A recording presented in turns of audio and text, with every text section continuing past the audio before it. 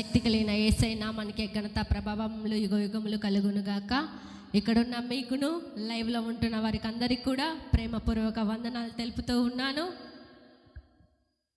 మనిషి భూమి మీద బ్రతికినంత కాలం ఏమని ఆలోచన చేస్తారంటే, నా జీవితం ఈ భూమిపైకి ఉన్నప్పుడు ఏ విధంగా సంతోషంగా ఉండాలని ఆశపడతారు. అది మనిషి యొక్క వ్యక్తిత్వం. ఆ మనిషి సంతోషంగా ఉండటానికి ఎన్నో ప్రయత్నాలు చేస్తారు, ఎన్నో సంతోషకరమైన స్థలాలకు వెళ్తారు, ఎన్నెన్నో ప్రయత్నాలు చేస్తారు. కానీ వేటిలో సంతోషం ఉండదు. అది ఎప్పుడు అర్థమవుతుందంటే, ఈ మనిషి ఈ భూమిని వదిలి చివరి ఆఖరి క్షణాలలో చావుకు దగ్గరైనప్పుడు అప్పుడు అర్థమవుతుందంటే, ఈ భూమిపైన ఏ సంతోషం అనుభవించినా అది ఒక రోజు విడిచిపెట్టి వెళ్ళవలసిందే అని. మనిషి పుట్టేటప్పుడు భూమిపైకి రాగానే ఏడుపుతో మొదలవుతుంది. మనం ఎక్కడన్నా హాస్పిటల్కి వెళ్ళినప్పుడు, లేకుంటే స్త్రీలు డెలివరీ అయిన సమయంలో చూసినప్పుడు, కడుపులో నుంచి స్త్రీ కానీ బాబు కానీ పాప కానీ స్త్రీ డెలివరీ అయినప్పుడు అక్కడ ఏం సౌండ్ వస్తుంది అంటే, ఏడుపుతో పిల్లలు బయటికి వచ్చిన వెంటనే ఏడుస్తారు. అది అందరికీ తెలిసిన నగ్న సత్యం. మనిషి చనిపోయే సమయంలో పుట్టినప్పుడు ఏ విధంగా అయితే ఏడుస్తూ బయటికి వస్తారో, చనిపోయేటప్పుడు చుట్టూ ఉన్న వారందరినీ కూడా ఏడిపిస్తారు. ఎక్కడో ఉన్న బంధువులందరినీ కూడా చనిపోయే ఆఖరి క్షణాల్లో అందరినీ ఏడిపించి ఈ లోకయాత్ర ముగిస్తారు. చావు అనేది ప్రతి మనిషి జీవితంలో సహజం. భూమిపైన పుట్టిన వారు చావక తప్పదు. ఈరోజు వాక్యం వింటున్న నీతో, నాతో, మనందరితో, లైవ్లో ఉన్న బిడ్డలతో అందరితో దేవుడు మాట్లాడుతున్న మాట ఏమిటంటే, ఈ లోకంలో ఎక్కడ సంతోషం దొరుకుతుంది అని చెప్పి ఎక్కడికో ప్రయత్నం చేస్తున్నావు, కానీ ఎక్కడ సంతోషం లేదు, ఎక్కడ ఆనందం లేదు. నీ నోటిలో నవ్వు పుట్టించే సర్వశక్తి కలిగిన దేవుడను నేనే అంటున్నాడు. గట్టిగా చప్పట్లు కొట్టి ఆయన నామాన్ని మహిమపరుచుకుందాం. చాలామంది ఆలోచన చేస్తూ ఉంటారు, అయ్యో ఈ భూమిపైన నేను సంతోషంగా జీవించాలనుకున్నాను, ఈ భూమిపైన నేను ఆనందంగా బ్రతకాలనుకున్నాను, ఈ భూమిపైన నా తుది శ్వాస వరకు నాకున్న డబ్బుతో నేను ఆనందంగా ఉండాలనుకున్నా, నాకున్న కుటుంబంతో నేను సంతోషంగా ఉండాలనుకున్నా, కానీ నా బ్రతుకులో అది జరగటం లేదే. వ్యక్తి ఈ భూమిపైన ఉన్నప్పుడు, మనుషులు ఈ భూమిపైన ఉన్నప్పుడు ఎన్నో ఇబ్బందులు వస్తాయి, ఎన్నో ఒడిదుడుకులు వస్తాయి, ఎన్నో నష్టాలు వస్తాయి, ఎన్నో సమస్యలు వస్తాయి, ఎన్నో ఆర్థిక ఇబ్బందులు వస్తాయి. వాటన్నిటిని అధిగమించలేక వాటన్నిటిని ఏం చేస్తారంటే, అయ్యో ఈ పరిస్థితి నేను అనుభవించలేకపోతున్నానే, అయ్యో ఈ పరిస్థితి కూడా నేను వెళ్ళలేకపోతున్నానే, ఒకవేళ నేను ఆత్మహత్య చేసుకుంటే నా ఆత్మ నరకానికి పోతాదేమని ఒక మనిషిలో ఒక భయం.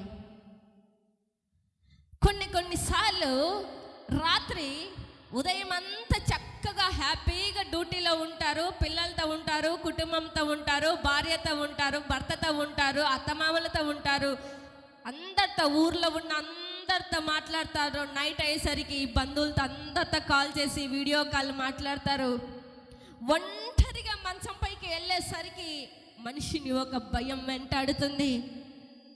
అయ్యో ఈ రాత్రి నేను ఇట్లాగే చనిపోతానేమో,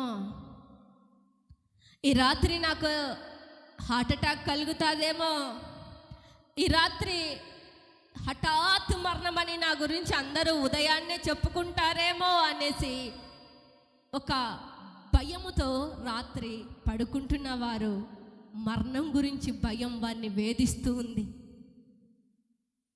ఆ భయంతో పడుకుంటున్న వారు కోకొల్లలుగా ఉన్నారు సమాజం మీద. ఈ లోకంలో కోకొల్లలుగా ఆలోచన చేస్తూ ఉన్నారు. అయ్యో బీపీ డౌన్ అవుతుందేమో, ఈ రాత్రి నాకు హార్ట్ అటాక్ కలుగుతుందేమో, నా ఇంట్లో అందరూ డ్యూటీకి వెళ్ళిపోయినారే, నా ఇంట్లో ఎవ్వరు అందరూ పొలం పనులకు వెళ్ళిపోయారే, నేను కూడా పొలాలకు వెళ్తున్నానే, నేను కూడా డ్యూటీకి వెళ్తున్నానే అని బహుశా ఏం జరుగుతుందన్న ఒక ఆలోచనతోనే ఈ వర్తమానం వింటున్నావా?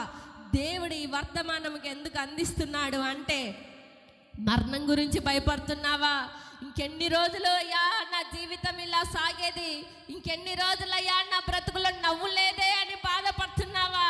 ఏ విషయం గురించి ఆలోచన చేస్తూ ఈ వర్తమానం వింటున్నావో నాకు తెలియదు, కానీ నీ నోటిలో దేవుడు నవ్వును పుట్టిస్తే, నీ యొక్క దీపాన్ని దేవుడు వెలిగిస్తే, ఆ దీపం దీప్యమానంగా వెలుగుతూనే ఉంటుంది. కానీ ఆ దీపాన్ని ఆర్పేవారు ఎవ్వరు కూడా లేరు.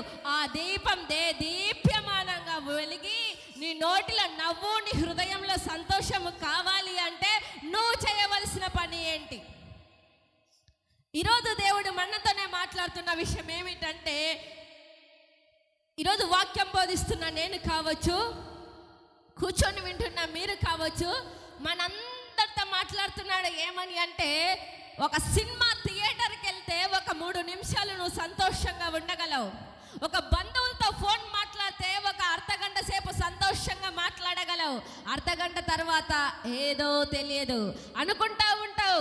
చాలా మంది సినిమా హీరోలు, సినిమా హీరోయిన్లు జబర్దస్త్ కామెడీస్ వెళ్ళ చేస్తున్నారు కదా, వారి యొక్క జీవితంలో ఎప్పుడు హ్యాపీనెస్ ఏనేమో, వారు ఎప్పుడు సంతోషంగానే ఉంటారేమో అనుకుంటావు. కానీ వారి దగ్గర సంతోషం లేదు. ఎందుకంటే తెర ఎదుట మాత్రం వారు సంతోషంగా ఉంటారు. మనను నవ్వించడానికి వారి యొక్క హృదయంలో ఉన్న బాధను అణుచుకొని, వారి హృదయంలో ఉన్న గుండె కోతను దాచుకొని, వారి హృదయంలో ఉన్న సమస్యలన్నిటిని అట్లాగే భద్రపరచుకొని వారు డబ్బు కోసం నటిస్తారు. సినిమా దగ్గర వారు ఇచ్చే సంతోషం కోసం నువ్వేం చేస్తున్నావంటే, టికెట్ తీసుకుంటున్నావు, నీకున్న కష్టార్జితం అంతా అక్కడ దారపోసి అక్కడ సినిమా థియేటర్లో వెళ్ళి చూస్తున్నావు. కానీ అక్కడ వెళ్ళిన 3 గంటలు మాత్రమే నీకు సంతోషము. కానీ తర్వాత నీ జీవితంలో నిరుత్సాహమే.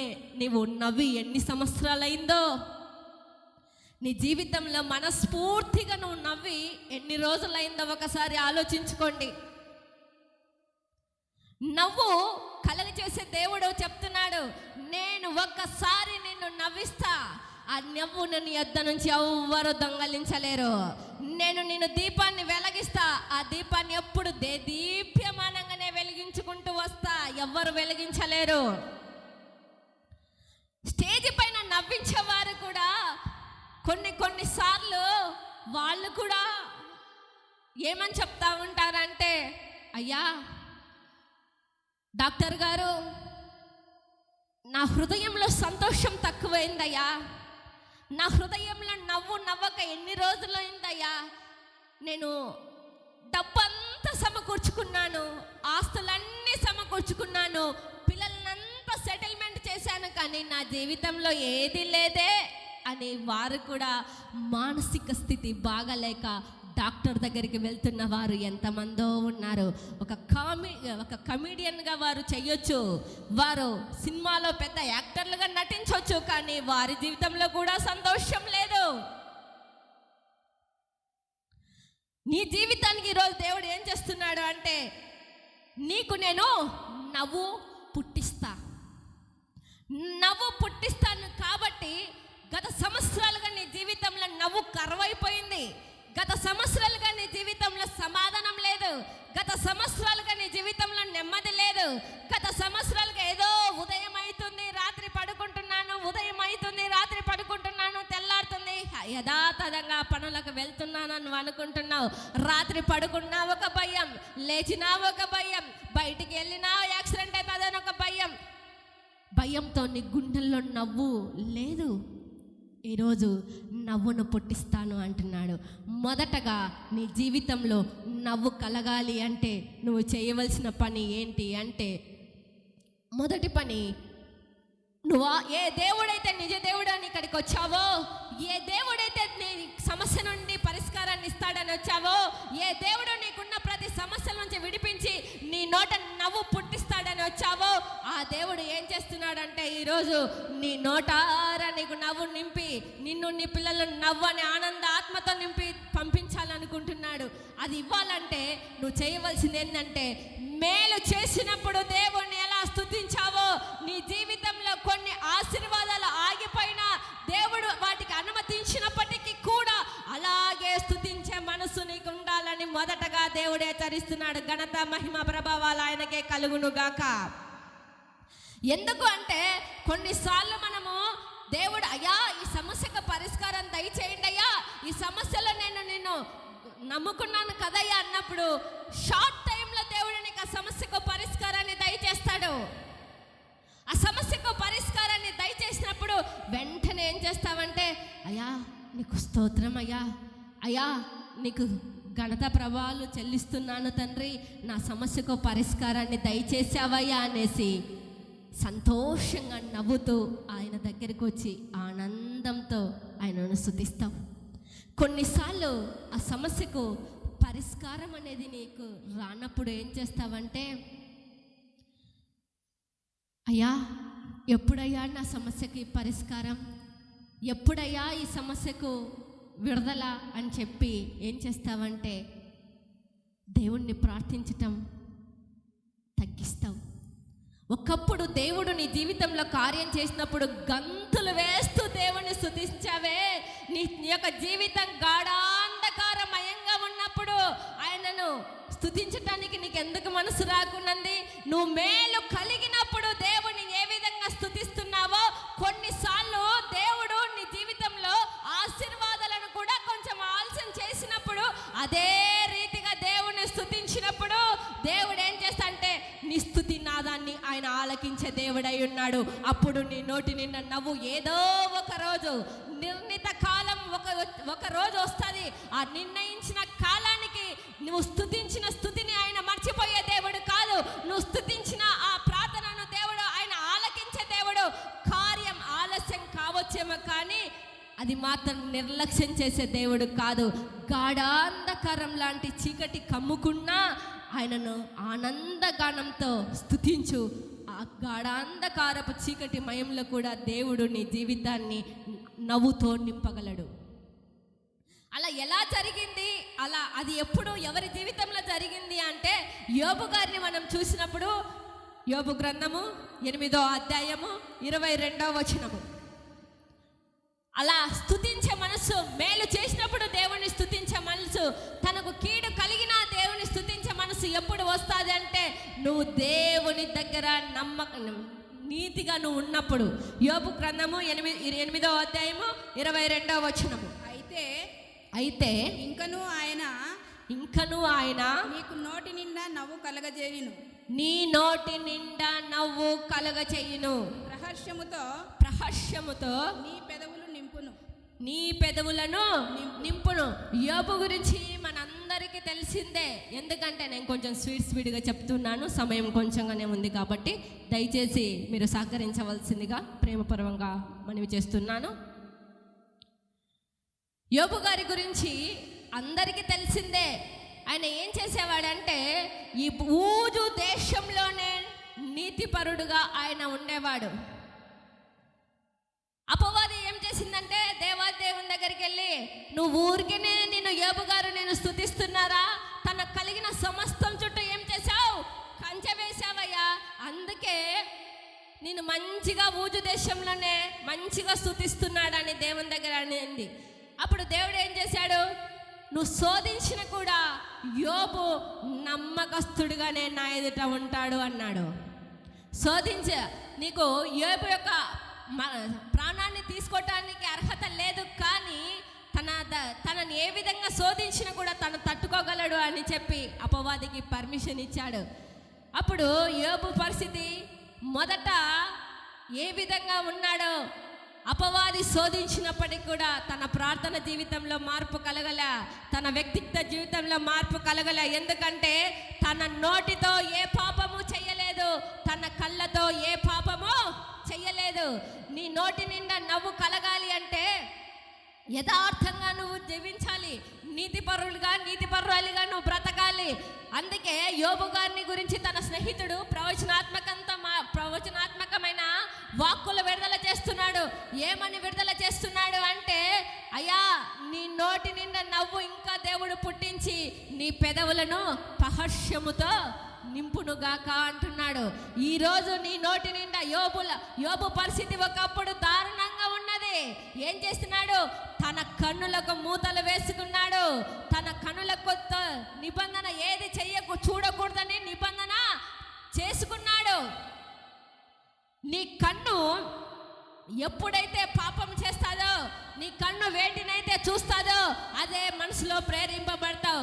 మనసుతో ఏదైతే ప్రేరేపింపబడతావో అదే శరీరంతో చేయటానికి ఇష్టపడతావు. అదే శరీరం ఏం చేస్తుంది? ఆ కార్యాన్ని చేయటానికి ప్రేరేపిస్తుంది. యోబు గారు ఏం చేశారు? తన కన్నులతో ఏది అపవిత్రమైనది చూడకూడదు అనుకున్నాడు. తన నోటితో ఏ మాటలు మాట్లాడకూడదు అనుకున్నాడు. ఈరోజు నీ యొక్క జీవితము, నా యొక్క జీవితం ఎలా ఉంది? నీ యొక్క జీవితంలో ఎలాంటి సమస్యలతో నువ్వు వెళ్తున్నావు? నీ యొక్క జీవితంతో ఎలాంటి బ్రతుకు నువ్వు బ్రతుకుతున్నావు? యోబు గారు ఏం చేశారు? గాఢాంధకారం లాంటి సమస్యలు ఆయన దగ్గరికి వచ్చాయి. గాఢాంధకారం లాంటి సమస్యలతో ఆయన బ్రతుకుతున్నాడు. అయినప్పటికీ కూడా ఏం చేశాడు? ఎక్కడ నోటి మాటలతో కూడా ఆయనను ఏం చేయలేదు, నిందించలేదు.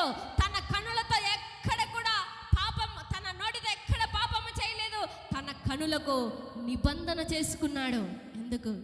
కన్ను చెడినదైతే మనసు చెడిపోతుంది. మనసు చెడిపోయినదైతే శరీరంతో దాన్ని చెయ్యటానికి మనిషి ఇష్టపడతాడు. కాబట్టి తను మేలు దేవుడు ఎప్పుడు చేశాడో, మేలు చేసినప్పుడు దేవుని ఎలా స్తుతించాడో, కీడు కలిగినప్పుడు కూడా అదే స్తుతితో దేవుని స్తుతిస్తున్నాడు. ఆకాశమందలి దేవుడు తేరి చూచి దేవదూతల సమూహం కూడా యోబుకెళ్ళి చూశారు. వారు మాత్రమే చూడడం కాదు, కానీ చివరకు సాతాను కూడా యోబుకెళ్ళి చూస్తున్నాడు. యోబును చూచితివా? మొదట ఏ విధంగా అయితే అన్ని ఇచ్చినప్పుడు స్తుతించాడో, అన్ని ఇచ్చినప్పుడు నా యందు ఎలా నమ్మకంగా ఉన్నాడో, అన్ని ఇచ్చినప్పుడు ఎలా స్తుతించి నన్ను ఆనందంలో నాలో పరవశమైపోయాడో, ఏమి లేకున్నా అలాగే ఉన్నాడు అపవాది అని దేవుడు అపవాదితో సంభాషణ చేస్తున్నాడు. అందుకే గ్రంథంలో రాయబడి ఉంది.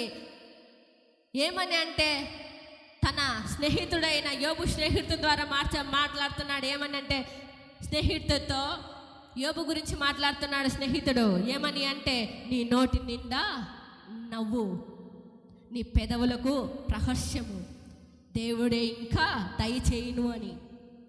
అంటే అన్నీ పోయినప్పుడు నవ్వును కోల్పోయాడు, కానీ దేవుణ్ణి మర్చలే. భార్య వదిలిపెట్టింది, తనకున్న యావదాస్తి అంతా నష్టమైంది. వదిలిపోయాయా?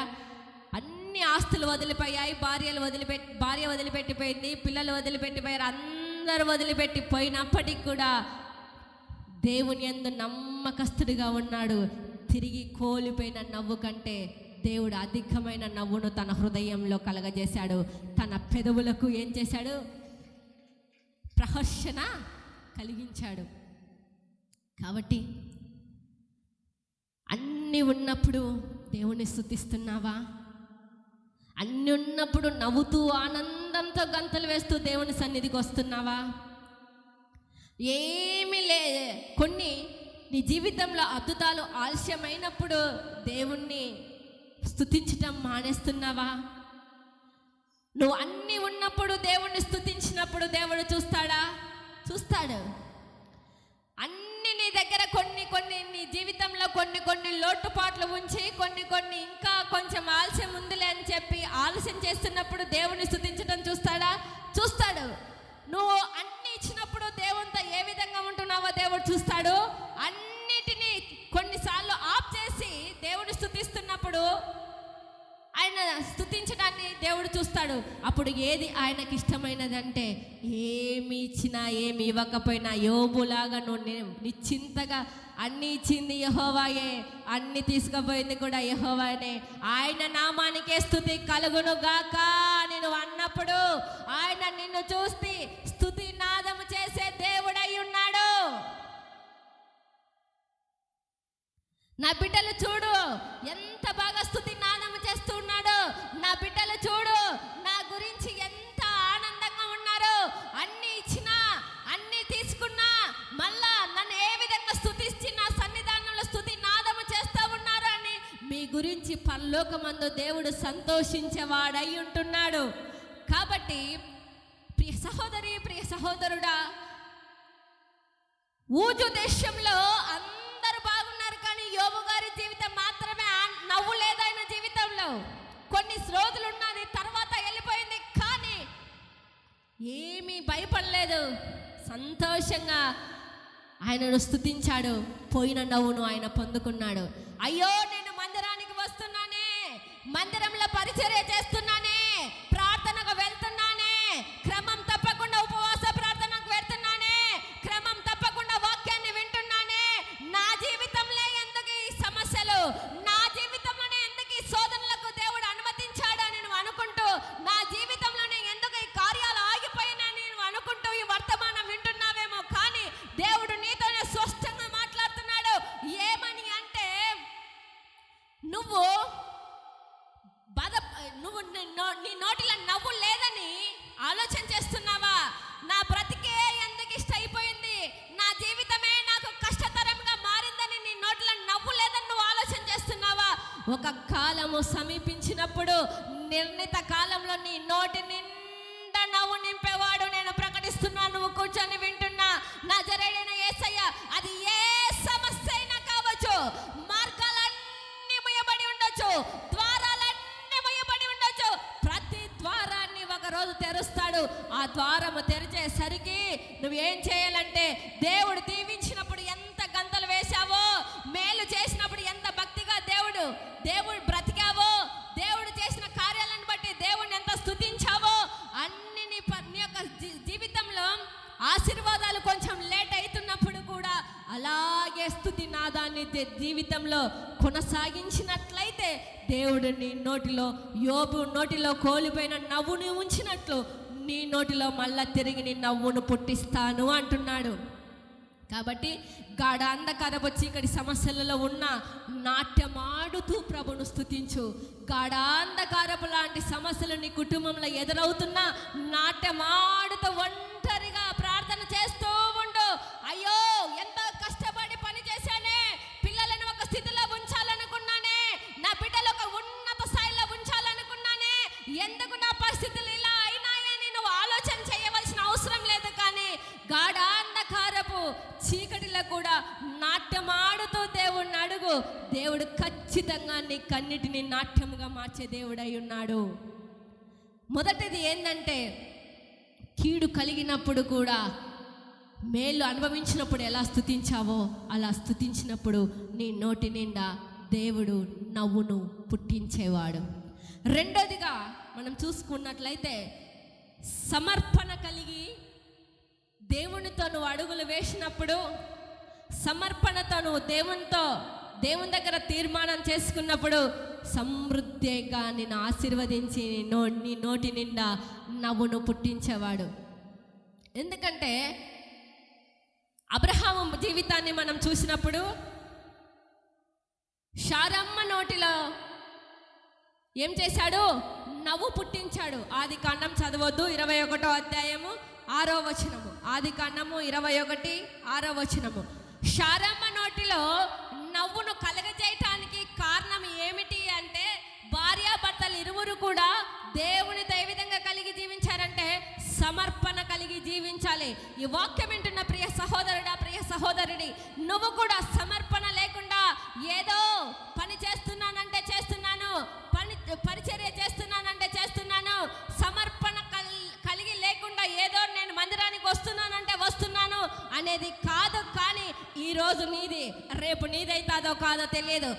ఈ రోజు ఈ వాక్యం వింటున్నావు, దేవుడు అవకాశం ఇచ్చాడు, దేవునికి స్తోత్రం.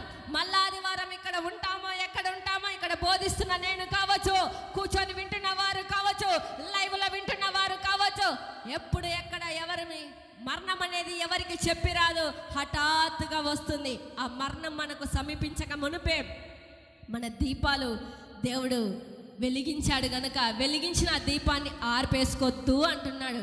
సమర్పణ కలిగి జీవించారు ఎవరు? అబ్రహాము, శారమ్మ. శారా వృద్ధాప్యంలో గర్భాన్ని దేవుడు ఇచ్చాడు. ఆమె నోటి నిండా ఏం కలగజేశాడు? నవ్వును కలగజేశాడు. అబ్రహాము ఒక అన్య కుటుంబంలో నుంచి వచ్చిన వ్యక్తి. ఆయన తన తండ్రి తెరాహు, ఆయన తన తండ్రి ఏం చేసేవాడు అంటే బొమ్మలు తయారు చేసేవాడు. ఆ బొమ్మలు తయారు చేసిన బొమ్మలను ఎవరికి ఇచ్చేవాడు? అబ్రహాముకు అమ్మమని సేల్ చేయమని ఇచ్చేవాడు. ఈ యొక్క అబ్రహాము గారికి ఒక డౌట్ వచ్చింది. అయ్యా తండ్రి గారు, మీరు మీ చేత బొమ్మలన్నిటిని కూడా ఏం చేస్తున్నావు? తయారు చేస్తున్నావు. అన్నిటిని కూడా నాకేం చెప్తున్నావు? అమ్మమని చెప్తున్నావు. మెసొపొతేమియా అనే నాగరికతలో ఆ ప్రాంతంలో అబ్రహాము ఉండేవారు. మనము సోషల్ స్టడీస్లో చూసినప్పుడు ఈ నాగరికతల గురించి అన్నిట్లో మనకు చదువుకున్న వారికి అందరికి కూడా తెలుసు. ఈ నాగరికత సింధు నాగరికత కంటే ప్రాచీనమైనది. ప్రపంచ దేశాల్లో ఉన్న నాగరికతల కంటే అన్నిటికంటే కూడా ఇది ప్రాచీనమైన నాగరికత. ఆ నాగరికతలో ఎవరుండేవారు అంటే అబ్రహాము గారు ఉండేవారు. అబ్రహాము గారు తన తండ్రి చెప్పిన ఆ బొమ్మలను ఏం చేసేవాడంటే అమ్మేవాడు. తన తండ్రి చెప్పిన ఈ బొమ్మకి ఈ పేరు పెట్టు, ఈ బొమ్మకి ఈ పేరు పెట్టు, ఈ బొమ్మకి ఈ పేరు పెట్టు అని తెరహు చెప్పినప్పుడు తన తండ్రి చెప్పిన మాటను పెడచెవి పెట్టకుండా సరే డాడీ అమ్ముతానని చెప్పి ఒకరోజు అబ్రహాము గారికి ఒక ఆలోచన వచ్చింది. ఈ బొమ్మ వల్ల, ఈ యొక్క విగ్రహం వల్ల ఇది జరుగుతుంది, ఈ విగ్రహం వల్ల ఇది జరుగుతుంది అని చెప్తా ఉంటే ఈయనకు ఒక ఆలోచన వచ్చింది. ఏమని ఆలోచన వచ్చింది అంటే ఈ అబ్రహాము గారు ఆలోచిస్తూ ఈ లోకంలో నిజ దేవుడు ఎవరో నేను తెలుసుకోవాలి. దేవుడు అన్నవాడు సర్వశక్తిమంతుడై ఉంటాడు. దేవుడు అనేవాడు సమస్తాన్ని చేయగలిగిన వాడై ఉంటాడు అనేసి సత్యాన్వేషకుడై అబ్రహాము గారు ఏం చేశారంటే వెతకటం ప్రారంభించాడు. ఈయన ఎవరో నేను తెలుసుకోవాలని ప్రారంభించాడు. ఈయన ఎవరో నిజమైన దేవుడు ఎవరో, సర్వశక్తిమంతుడైన దేవుడు ఎవరో నేను తెలుసుకోవాలని ప్రారంభించాడు. ప్రారంభించిన తర్వాత అబ్రహాము గారికి 75 సంవత్సరాల వయసులో దేవుడు ప్రత్యక్షమైనాడు. గట్టిగా చప్పట్లు కొట్టి ఆయన నామాన్ని మహిమపరుచుకుందాం.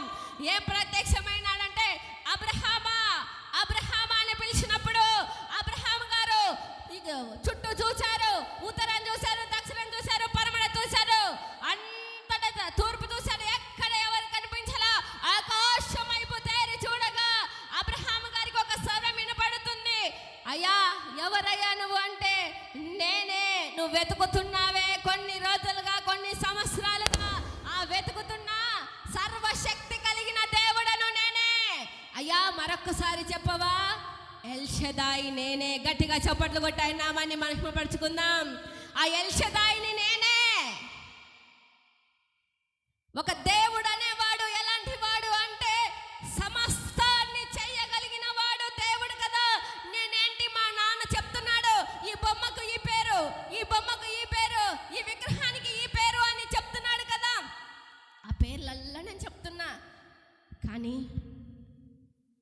సత్యాన్ని నేను కనుక్కోవాలా, ఆ సత్యాన్ని నేను తెలుసుకోవాలా, ఆ సత్యదేవుడిని నేను ఎరగాలనుకున్నాడు.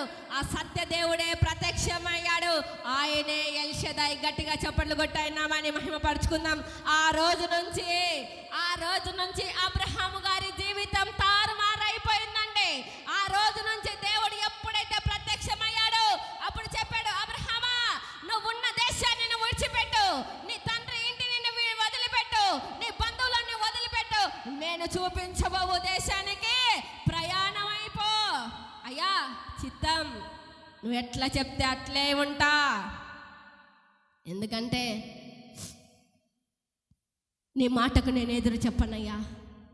నేను కొన్ని సంవత్సరాలుగా నిజ దేవుడు ఎవరో అని తెలుసుకోవాలనుకున్నా.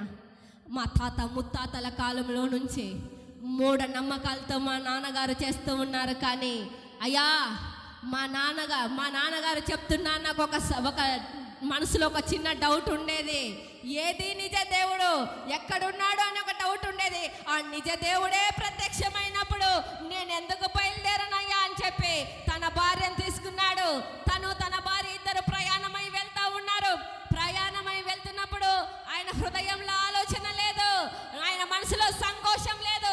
అయ్యో దేవుడు పొమ్మంటున్నాడే, ఆ ప్రాంతం సారవంతమైన ప్రాంతమో కాదు, లేకపోతే తినడానికి ఆహారం ఉంటుందో ఉండదు, లేకపోతే అక్కడ ఏమన్నా ఇబ్బందులు వస్తాయేమో అని అనకలే.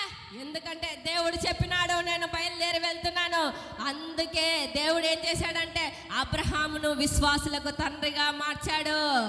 అబ్రహామును విశ్వాసులకు తండ్రిగా మార్చాడు. కాబట్టి ఇప్పుడు అందరూ ఏమనుకుంటున్నాం? Father of the nation. మనందరం కూడా ఎవరి సంతానం? అబ్రహాం గారి సంతానం. కాబట్టి వెళ్ళాడు. ఎందుకంటే వర్షం పడకపోయినా ఈ బొమ్మను పెట్టుకొని వర్షం పడించుదేవా అని మా నాన్న కాలంలో మా నాన్నగారు అనేవారు. కానీ నేను అట్లా అన్నాను, వర్షం పడకపోయినా పర్వాలే, ఆకాశ వాకిళ్ళు తెరిచి వర్షాన్ని నాకు కుమ్మరించే దేవుడు. గట్టిగా చప్పట్లు కొట్టినామని మహిమపరుచుకుందాం. ఆకాశ వాకిళ్ళు విప్పి వర్షాన్ని కుమ్మరించేవాడు. అంత మాత్రమే కాదు, నా పంటలను తినివేసిన మిడతలు నా పొలం పైకి వచ్చినా అవన్నీ ఏం చేస్తాడు? గద్దించేవాడు. నేను భయపడను, నా దేవునితోనే పయనం అనుకున్నాడు. అందుకే విశ్వాసుడైన అబ్రహాముకు, విశ్వాస వీరుడుగా బ్రతుకుతున్న అబ్రహాముకు విశ్వాస వీరురాలైన శారమ్మను ఇద్దరిని జత చేశాడు. ఇద్దరు సాఫీగా సాగిపోయారు. ఈరోజు వారి నోట ఎన్నో సంవత్సరాలు దేవునితో నడుస్తున్నప్పుడు, ఎన్నో సంవత్సరాలు దేవునితోనే అడుగులు వేస్తున్నప్పుడు, కొద్ది సంవత్సరాల తర్వాత 100 సంవత్సరాల అబ్రహాము గారికి 90 సంవత్సరాలు, శారమ్మ గారికి ఆ వయసులో దేవుడు చక్కటి కుమార్ని దయచేశాడు. గర్భఫలం లేదని బాధపడుతున్నావా? లేకపోతే ఏదో నీ మీద ఇబ్బందులు వస్తున్నాయని, నవ్వు లేదని బాధపడుతున్నావా? ఆ వృద్ధాప్యంలో ఎవరికి? శారమ్మకు నవ్వు పుట్టించిన దేవుడు. కొన్నిసార్లు నీ జీవితంలో కొన్ని సమస్యలు లేట్ అవుతాయి, కొన్ని సమస్యలు ఇబ్బందులుగానే ఉంటాయి. ఓపిక, నవ్వు పుట్టించే దేవుడు నువ్వు ఆరాధిస్తున్న దేవుడు. అబ్రహాము జీవితంలో నవ్వు పుట్టించిన దేవుడు. మూఢనమ్మకాలు నా తాతల కాలం నుంచి చేస్తున్నాను, నా పితరుల కాలం నుంచి చేస్తున్నాను, అవి నేను ఇంకా చేయాలి అని నువ్వు ఆలోచన చెయ్యొద్దు. అబ్రహాము ఏ విధంగా అయితే దేవుని మీదకి ఆనుకున్నాడో, నువ్వు కూడా ఆ విధంగా అనుకున్నప్పుడు దేవుడు ఖచ్చితంగా నీ జీవితంలో నవ్వు పుట్టిస్తాడు. ఇంకొక 5 నిమిషాల్లో నేను వర్తమానాన్ని ముగిస్తాను. దేవుడు ప్రతి క్రైస్తవుడి జీవితంలో నవ్వు పుట్టించేవాడు. నవ్వు పుట్టించిన తర్వాత నువ్వు చేయవలసిన పని ఏంటంటే, గత సంవత్సరాలు నువ్వు ఏడ్చి ఉంటావు, గత సంవత్సరాలు నువ్వు ఎన్నో ఇబ్బందులు పడి ఉంటావు, గత సంవత్సరాలు ఏదో దుఃఖంతో ఉంటావు. కానీ శారమ్మ జీవితంలో నవ్వు పుట్టించిన దేవుడు అదే రీతిగా నీ యొక్క జీవితం కూడా నవ్వు పుట్టించాడు. పుట్టించిన తర్వాత నువ్వు ఏమి చేయాలి అంటే, ఊరికే రెఫరెన్స్ రాసుకోండి. యాకోబు పత్రిక 4వ అధ్యాయము 9వ వచనంలో ఉంటుంది. యాకోబు పత్రిక 4వ అధ్యాయము 9వ వచనము. ఎప్పుడైనా ఒకసారి చదవద్దండి. ఒక మనిషి జీవితంలో, ఒక క్రైస్తవుని జీవితంలో దేవుడు నీకు దుఃఖము నుంచి నవ్వుకి నిన్ను తీసుకొచ్చిన తర్వాత నువ్వు ఏం చేయాలి అంటే, దుఃఖపడే వారి కోసం ప్రార్థన చేసే బిడ్డగా నువ్వు ఉండాలి. అందరు నోట్ చేసుకోండి. యాకోబు పత్రిక 4వ అధ్యాయము 9వ వచనం. చదువులేమో ఒకసారి చదవండి. వ్యాకులపడుడి, దుఃఖపడుడి, ఏడుగుడి, మీ నవ్వు దుఃఖమునకును, మీ ఆనందము చింతకును మార్చుకొనుడి. ఎప్పుడు ఒక క్రైస్తవుడు తమ శ్రమి కొలమిలో నుండి బయటకు తీసుకురాబడిన తర్వాత తన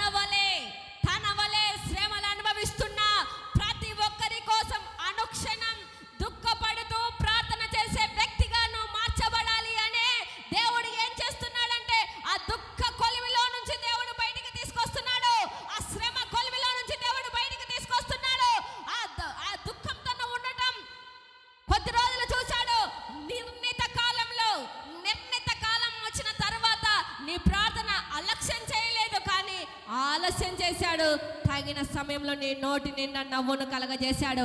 నవ్వుతున్నావా? నవ్వుతున్నా నీవు చేయవలసిన పని ఏంటంటే దుఃఖపడే వారి కోసం భారంతో ప్రార్థించు అంటున్నాడు. ఒకవేళ ఇంకా దుఃఖంతో ఉన్నావా, ఈ రోజు నీ దుఃఖాన్ని నేను తారుమారు చేసి నీ నోటి నిండా నేను నవ్వు కలగజేస్తాను.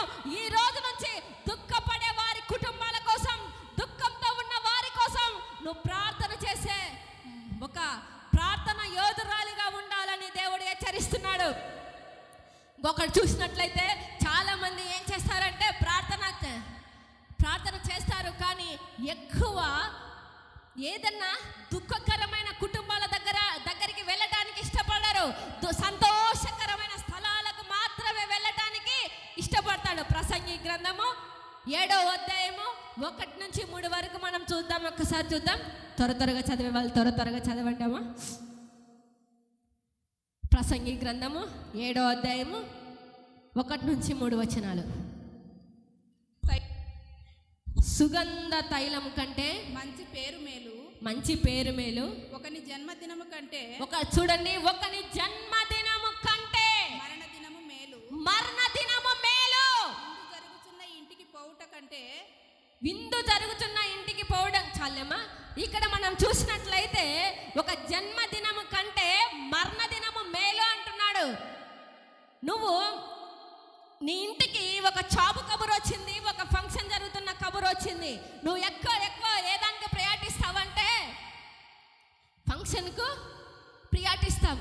ఎందుకమ్మా మీరు చనిపోయింటే రాలేదు అంటే ఏం చేస్తారంటే, మాకు ఆ రోజు పెళ్ళి ఉన్నది, మాకు ఆ రోజు మా ఇంటికి బంధువులు వచ్చారు, మేము అందుకని రాలేకపోయాము అనేసి సమాధానం చెప్తాడు. కానీ ఇక్కడ వాక్యం సెలవిస్తుంది, సంతోషం కలిగే స్థలాలకు వెళ్ళటం కంటే ప్రలాపించే వారి ఇంటికి వెళ్ళటం మంచిది అని.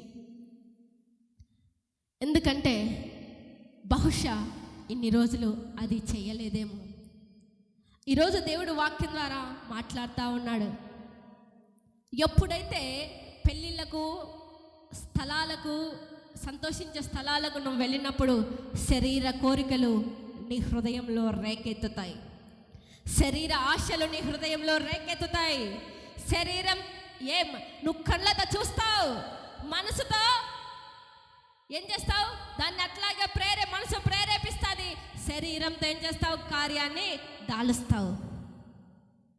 అమ్మో ఆ పెళ్ళికి పోతే ఆమె మంచి పట్టు సీర కట్టుకొచ్చింది, వాళ్ళు మంచి కార్లో వచ్చారు, వాళ్ళు మంచి బంగారం వేసుకున్నారు అనేసి శరీర ఆశలే నిన్ను వెంటాడుతాయి. ఎప్పుడు పెళ్ళిళ్ళ దగ్గర, విందుల దగ్గర, ఫంక్షన్ల దగ్గర నువ్వు వెళ్ళినప్పుడు, ఒకరి చనిపోయిన ఇంటికి నువ్వు వెళ్ళినప్పుడు ఏం జరుగుతుందంటే, అయ్యో ఏదో ఒక రోజు నేను కూడా ఇలా చావాల్సిందే కదా, ఏదో ఒక రోజు నా ఇంటి చుట్టుపక్కల వారు, నా భార్య, నా పిల్లలు, నా భర్త, నా అత్తమామలు అందరూ కూడా నా మంచం దగ్గర కూర్చొని ఏడుస్తారు కదా అనేసి ఆ రోజు నీ హృదయంలో ఏం కలుగుతుంది, పశ్చాత్తాపం కలుగుతుంది. లోకపు ఆశలు పెట్టుకోకుండా అప్పుడు దేవుణ్ణి అడుగుతావు. నీ యొక్క దుఃఖం అంతా గుణపరచబడడం ప్రారంభమవుతుంది. నీ యొక్క హృదయంలో వేదన కలుగుతుంది, నీ హృదయంలో భయం కలుగుతుంది, నీ హృదయంలో చింత కలుగుతుంది. అయ్యో ఈ రోజు ఆయన చనిపోయాడు, ఈ రోజు ఆమె చనిపోయింది, నన్ను కూడా ఏదో ఒక రోజు తీసుకెళ్ళి అక్కడ మట్టిలో పూరుస్తారు కదా అని. అప్పుడు ఏమవుతుంది, అయ్యా ఈ లోకంలో ఉన్న ఆశల వైపు నేను ఎంతగానో పరిగెత్తానయ్యా, ఈ లోకంలో డబ్బు శాశ్వతం అనుకున్నానయ్యా, బంధు బలగాలు శాశ్వతం అనుకున్నానయ్యా, ఆస్తులన్నీ నాకు వద్దయ్యా, ఏది వద్దయ్యా. ఈరోజు పోతూ ఒక చిల్లర, ఒక రూపాయి కూడా తీసుకుపోలేదయ్యా. బ్రతికి ఉన్నప్పుడు ఆ బీరువా దగ్గర భార్యను కూడా రానిచ్చేవాడు కాదయ్యా, బ్రతికి ఉన్నప్పుడు ఆ బీరువా దగ్గరికి చక్కగా పిల్లలకు కూడా చెప్పేవాడు కాదయ్యా, బ్రతికి ఉన్నప్పుడు ఏ అకౌంట్లో ఎంత బ్యాలెన్స్ ఉందో తెలియదయ్యా, ఏ ఏటీఎం పిన్ నెంబర్ ఎవరికి తెలియదయ్యా.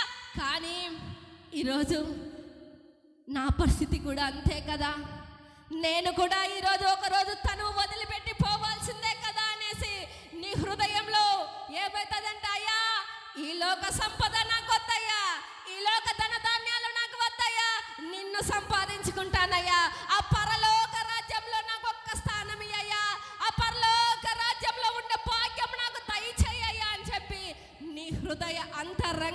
నుంచి ఏం చేస్తావు? ఆ దేవుణ్ణి అడుక్కోవడం ప్రారంభిస్తావు. దేవుణ్ణి అడుక్కోవడం ప్రారంభించినప్పుడు అప్పుడు ఏం జరుగుతుందంటే దుఃఖపడుతూ హృదయాన్ని ఏం చేస్తావు? గుణపరచుకోవడం ప్రారంభిస్తావు. దుఃఖంతో హృదయంని ఏం చేస్తావు? శుద్ధి చేసుకుంటావు. అప్పుడు వాక్యం సెలవిస్తుంది, హృదయ శుద్ధి గల వారు ధన్యులు, వారు దేవుణ్ణి చూచెదరు. గట్టిగా చప్పట్లు కొట్టండి, నామాన్ని మహిమపరచుకుందామా? ఒక ఫంక్షన్ కు నువ్వు వెళ్ళినంత మాత్రాన లోక ఆశలు నిన్ను వెంటాడుతాయి. లోక ఆశలతో నువ్వు తప్పి ముప్పిపి అయిపోతావు. కానీ చనిపోయిన వారి ఇంటికి నువ్వు వెళ్ళినప్పుడు నీ హృదయంలో గుండెలో ఏమవుతుందంటే దిగులు పుట్టుకొస్తుంది, గాబారు పుట్టుకొస్తుంది. ఫంక్షన్లో మనసారా నవ్వుతావు. ఆడికి వెళ్ళిన తర్వాత ప్రాలాపిస్తూ ఏడుస్తావు. అప్పుడు అడుగుతావు, నీ హృదయాన్ని శుద్ధి చేసుకుంటావు దేవుని దగ్గర. అయ్యా శుద్ధి చేయయ్యా, శుద్ధి చేయయ్యా, నీకు ఆయాస్కరమైనవి ఏమన్నా ఉంటే తొలగించయ్యా, నీకు ఆయాస్కరమైనవి నా జీవితంలో ఏమన్నా బ్రతికినప్పటి నుంచి ఇప్పటి వరకు చేసి ఉంటే క్షమించయ్యా, నాకు ఒక పరలోక రాజ్యం దయచేయండి అయ్యా, ఒక్క స్థానం దయచేయండి అయ్యా చాలు, ఒక్క స్థానం దయచేయండి అయ్యా చాలు అంటావు.